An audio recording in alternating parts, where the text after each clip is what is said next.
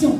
Quand on publie les choses dans les réseaux, la repentance, il y a des gens qui viennent faire des discussions même, qui viennent bien aimer. Les premiers, tu as perdu ton premier amour, tu vas commencer à demander, est-ce que la Bible déclare? Tu peux boire, mais tu ne peux pas t'enivrer. Tu as perdu ton premier amour.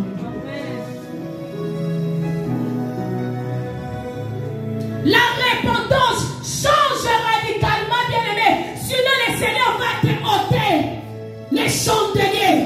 Bien-aimé, dans une église, il y a toujours un chandelier. Il y a une lumière. Bien-aimé, dans la vie d'une personne chrétienne, il y a un chandelier. Il y a une lumière qu'on appelle le Saint-Esprit. Bien-aimé, le Saint-Esprit est étouffé. Le Saint-Esprit est endormi dans plusieurs vies, dans plusieurs églises. Parce qu'à cause du manque de la repentance, on a étouffé le Saint-Esprit à cause du manque de la repentance, manque de la sanctification. Le message de la repentance ne te condamne pas.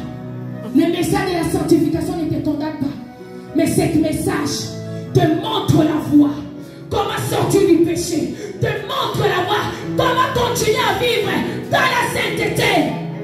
La Bible est déjà sans la rechercher la paix avec tous et la sanctification. Personne ne verra le Seigneur.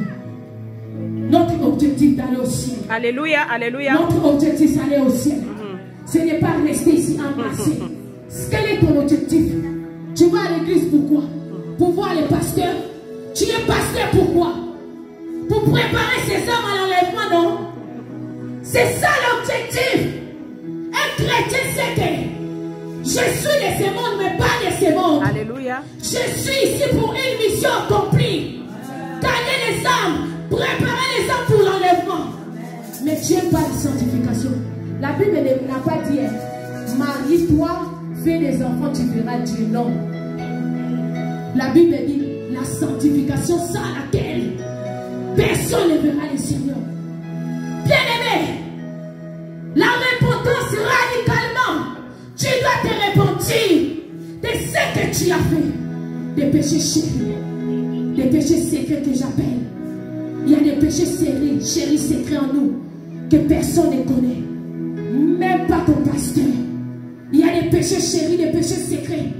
Les hommes de Dieu, les femmes de Dieu, c'est Dieu connaît. Dieu veut que tu te repenses de ces péchés secrets, de ces péchés chéris, que toi, celle que tu connais avec le Seigneur, les gens te voient, bien aimé, que tu marches dans la sainteté. Oh, j'ai toujours dit, la crainte de Dieu, ce n'est pas là où il y a beaucoup de gens.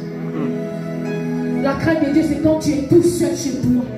Qu'est-ce que tu fais quand tu es chez toi à la maison? Qu'est-ce que tu fais quand il n'y a personne qui te voit? C'est Dieu qui te voit. Ce que tu fais là, c'est ça. Les péchés secrets, les péchés chéris. Bien aimé, et il a dit ceci. Regarde tes œuvres. Sinon, si tu ne changes pas, il va ôter les chandeliers. C'est tout fait, mais il doit enlever la lumière qui est dans l'église. Il y a beaucoup d'églises, il n'y a pas la lumière, il n'y a plus le Saint-Esprit. Le Saint-Esprit est déjà parti. Le Saint-Esprit est déjà parti. C'est le temps de dire la vérité aux gens. Comme le bishop l'a dit la dernière fois, c'est le temps de dire la vérité aux gens. Bien aimé, un pasteur, une femme de Dieu qui te dit la vérité. Si tu as volé, il te dit tu as volé. Il ne faut pas qu'il te dise ça, tu vois. Il faut aimer la vérité. La Bible est claire. La vérité t'a franchi, te libère. Et il a dit, cependant tu as ceci pour toi. Tu détestes les œuvres des Nicolaïtes. Œuvres que moi-même je déteste. Bien-aimé, Nicolaïte, c'était un idolâtre. Bien-aimé, il était 50-50. 50-50 l'idolâtrie. Nicolaïte, c'était un secte. C'était un idolâtre. Donc ça veut dire qu'il était il adorait les faux dieux. Et l'autre côté, il aimait l'impudicité. Moitié Dieu, moitié l'idolâtrie, moitié l'impudicité. Alors, j'ai un peu fait les recherches. C'est Nicolaïte, désigne dans les actes des apôtres, étaient des propélycites attachés, filles, les 7 premiers diacres. que l'Assemblée des premiers fidèles et les apôtres instaurèrent au premier siècle. Donc après, il était le premier diacre.